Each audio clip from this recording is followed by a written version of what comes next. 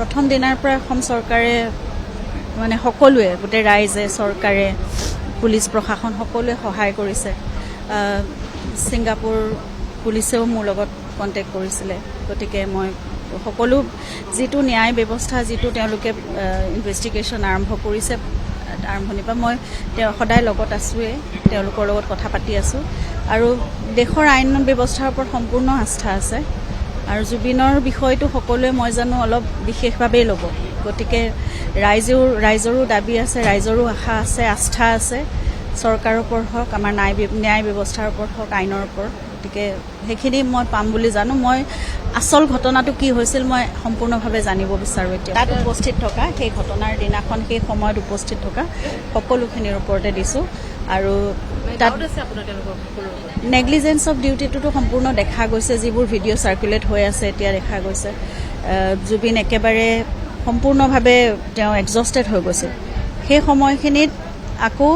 Life jacket নোহোৱাকৈ সাঁতুৰিবলৈ পানীত এৰি দিয়া এই বস্তুবোৰ আমি আচলতে বহুত দেৰিকৈ দেখিছোঁ 6-7 দিন যোৱাৰ পিছত আমি এইবোৰ ভিডিঅ' দেখিছোঁ আৰু শেষৰ সময়টোত সেই ভাগৰুৱা সময়টোত চাগে মই মানে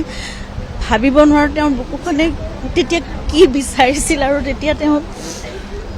চাগে মনত কেনেকুৱা এটা অৱস্থা হৈছিল গতিকে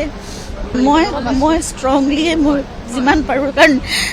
তেওঁ সদায় বহুত ষ্ট্ৰং আছিল আৰু মোক সদায় ষ্ট্ৰং হ'বলৈ তেওঁ মোক শিকাই গৈছে ইমান বছৰে মই আচলতে বুজিও পোৱা নাছিলোঁ যে 30টা বছৰ মই তেওঁৰ লগত আছোঁ 30টা বছৰে তেওঁ প্ৰতি মুহূৰ্তত তেওঁ শিক্ষক হিচাপে নহয় কিন্তু প্ৰতিটো মুহূৰ্তত তেওঁ মোক এটা এটা কথা মোক শিকাই গৈছে গতিকে মই এতিয়া তেওঁ কি বিচাৰিব পাৰে তেওঁৰ কাৰণে কি কৰিব লাগে মই সেইটো নিজৰ ওপৰত মই ভাবোঁ মই সবল হৈ কৰিব পাৰিম কিন্তু তেওঁ থাকোঁতে মোৰ শক্তিটো আৰু বহুত বেলেগ আছিল কিন্তু এতিয়া মই জানিব বিচাৰোঁ আচলতে প্ৰকৃততে ঘটনাটো কি হৈছিল আৰু কিয় এনেকুৱা হ'ব লগা হ'ল এনে এজন ব্যক্তিৰ লগত সেই ঘটনা যেতিয়া খবৰটো পাইছিলোঁ তেতিয়া মই সিদ্ধাৰ্থকে সুধি আছিলোঁ কাৰণ কাৰো ফোন লগা নাছিল পিছলৈ কাৰো ফোন মই একেবাৰে নাপালোঁ মই ইমান চেষ্টা কৰিছিলোঁ বিচাৰিছিলোঁ যে মোক আচল ঘটনাটো মই কৰি আছিলোঁ ফোন মই খবৰ তেওঁলোকৰ পৰাই পাইছোঁ প্ৰথম তাৰপিছত আৰু মই কাকো ফোনত নাই পোৱা একো মানে ইমান বিচাৰিছিলোঁ যে তেওঁ ভণ্টি আৰু মই ইমান ৰিকুৱেষ্ট কৰিছোঁ সকলোকে যে মোক এবাৰ দেখুৱাই দিয়ক অন্ততঃ কি হৈছে কেনেকৈ আছে নাই একো দেখিবলৈ নাপালোঁ না ভিডিঅ' পালোঁ না এটা হেৰি পালোঁ তাৰপিছত কিন্তু ফেচবুকত বা হেৰিত এইবোৰ ভিডিঅ'বোৰ ওলায়ে আছে এটা এটাকৈ শেষ মুহূৰ্তৰ ফটোও পাইছোঁ হস্পিটেলৰ ভিতৰত কিন্তু সেইখন বহুত পিছত দেখিছোঁ মই শ্যামকানু মহন্তৰ কথা একো ক'বই নিবিচাৰোঁ কাৰণ শ্যামকানু মহন্তই কিয় লৈ গ'ল তাত গৈ পেলাই এজন বন্ধু বুলিয়ে অকল জুবিনৰ দৰে এজন ব্যক্তিক এটা সত্তাক এজন শিল্পীক কেনেদৰে ৰাখিব বিচাৰিছিলে সেইটো কথা মই একো বুজিয়ে নাপালোঁ না কোনো মেডিকেল এছিষ্টেঞ্চ আছিল না কোনো ছিকিউৰিটি আছিল না তেওঁৰ প্ৰতি বিশেষ কিবা এটা মানে থকাৰ তেওঁৰ খোৱাৰ তেওঁৰ যত্নৰ কাৰণে কিবা এটা বিশেষ কিবা ব্যৱস্থা কৰা হৈছিল বুলিও মোৰ সন্দেহ আছে সেইবোৰ কথাত আৰু একো কৰা নাছিল আচলতে আৰু শেষ মুহূৰ্ততো দেখা গৈছে তাত যিসকল উপস্থিত আছিল সিদ্ধাৰ্থে হওক শেখৰে হওক বা তাত উপস্থিত যিসকল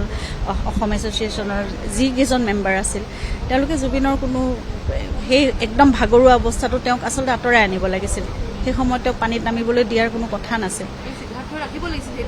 ৰাখিব লাগিছিল সেইটো একদম সম্পূৰ্ণ দায়িত্ব আছিল সেইটো নাই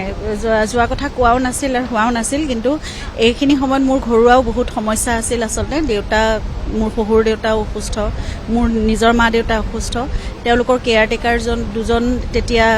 মানে এজনৰ মামাকৰ মৃত্যু হৈছিল গতিকে ঘৰলৈ যাব লগা হৈছিল তাৰপিছত মোৰ দেউতাৰ লগত থকাজনৰো তেওঁক মানে কেইদিনমানৰ কাৰণে ছুটি লাগিছিল পূজাৰ আগে এই গোটেই কথাবোৰ আচলতে মই ঠিক কৰিবলৈ ঘৰত মই আছিলোঁ কেয়াৰটেকাৰ কেইজনৰ কাৰণ NGOৰ পৰা তেওঁলোকক ৰখা হৈছিল গতিকে এই ব্যৱস্থাবোৰ কৰি আছিলোঁ মই ভাবিছিলোঁ যে 21 তাৰিখে জুবিন যিহেতু ঘূৰি আহিব 22 তাৰিখৰ পৰা আমি চিনেমাখনৰ কামত লাগিম আৰু 30 তাৰিখৰ পৰা জুবিনৰ এতিয়া পূজাৰ শ্ব' আৰম্ভ হোৱা কথা গতিকে 29 তাৰিখমানৰ পৰা আমাৰ ট্ৰেভেলিঙৰ মানে প্লেন আছিল এইবোৰ এতিয়া মোক সেইটো কথা সোধা হৈছিল যে মই 28-29 তাৰিখৰ পৰা জুবিনৰ লগত মই ট্ৰেভেল কৰিম নেকি তো মই যাম বুলি কৈছিলোঁ গতিকে 22 তাৰিখৰ পৰা মই হয়তো ঘৰত ভালকৈ থাকিবই নোৱাৰিলোহেঁতেন গতিকে মই ভাবিছিলোঁ যে ঘৰত এই বস্তুখিনি গোটেইখিনি চিজিল কৰি যাওঁ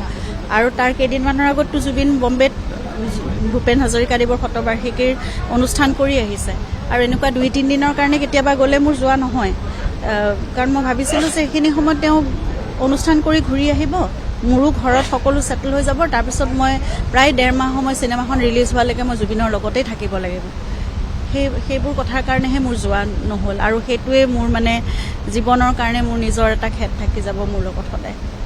যে মই নোৱাৰিলোঁ থাকিব লগত। জুবিনে আচলতে সকলোকে বিশ্বাস কৰিছিল, জুবিনে ইমানেই বিশ্বাস কৰে সকলোকে যে তেওঁৰ প্ৰফেশ্যনেল কামত মোক কেতিয়াও সোমাবলৈ দিয়া নাছিল, আৰু তেওঁ মোক সদায় একদম আৰম্ভণিৰ পৰা, সেইটো মই বিয়া হোৱাৰ কথা নহয়, একেবাৰে প্ৰথমৰ পৰাই মোক এইবোৰ কথা বুজাইছিল যে যেতিয়া NK প্ৰডাকশ্যন আছিল দেৱে বৰকটকী, তেওঁলোক মোৰ ফেমিলি, মোৰ ককাই ভাইৰ নিচিনা, এইবোৰ ব্যৱসায়ৰ কামত তুমি মাজত নোসোমাবা, কাৰণ যেতিয়াই আমাৰ পত্নীসকল সোমায় বা মহিলাসকল সোমায় ঘৰৰ, তেতিয়া কিছুমান কথাত অসুবিধাৰ সৃষ্টি হ'ব পাৰে। গতিকে তেতিয়াৰ পৰাই মোক প্ৰতিটো কথাত মানে প্ৰফেশ্যনেল কথাত মই আঁতৰিয়ে থাকিছিলোঁ, কেতিয়াও মই সোমোৱা নাই। মই ইমানখিনিও নাজানো জুবিনে কিমান মানে ৰেমিউনাৰেশ্যন লৈ কিবা এটা অনুষ্ঠান কৰে বা তেওঁৰ এগ্ৰিমেণ্ট কেনেকৈ হয়, কিমান শতাংশ কি হেৰি থাকে তেওঁৰ মানে মিউজিক লেভেলতে হওক, যি হওক অন্য কপিৰাইট, এই গোটেই কথাবোৰ মোৰ একোৱেই জ্ঞান নাই, এই বিষয়ে মই একো নাজানো, মই কেতিয়াও সোমোৱা নাছিলোঁ, আৰু মই কেতিয়াও ভবাও নাছিলোঁ যে হঠাৎ এনেকুৱা এটা পৰিস্থিতি আহিব। গতিকে সেইবোৰ কথা মই এতিয়া লাহে লাহে মই আনৰ পৰা শুনিছোঁ, জানিব লাগিব, শিকিব লাগিব সকলো কথা। মানে বহুত কথা আহি পৰে নহয়, এতিয়া মোৰ হাতত সিমানখিনি অৰ্থও থাকিব লাগিব, মই সম্পূৰ্ণ কেনেকৈ কৰিম। এতিয়া জুবিন থাকিলে হয়তো আমি আৰু 6 মাহৰ ভিতৰত আমাৰ ঘৰটো সম্পূৰ্ণ হ'লহেঁতেন, কিন্তু এতিয়া কিমান সময় লাগিব, কেনেকৈ পাৰোঁ, তেওঁৰতো সকলো সপোন মই কৰিবলৈ চেষ্টা কৰিম, কিন্তু মোৰ কিমান সময় লাগিব, কেনেকৈ পাৰিম মই নাজানো, কৰিম মই, কিন্তু কৰিম মই।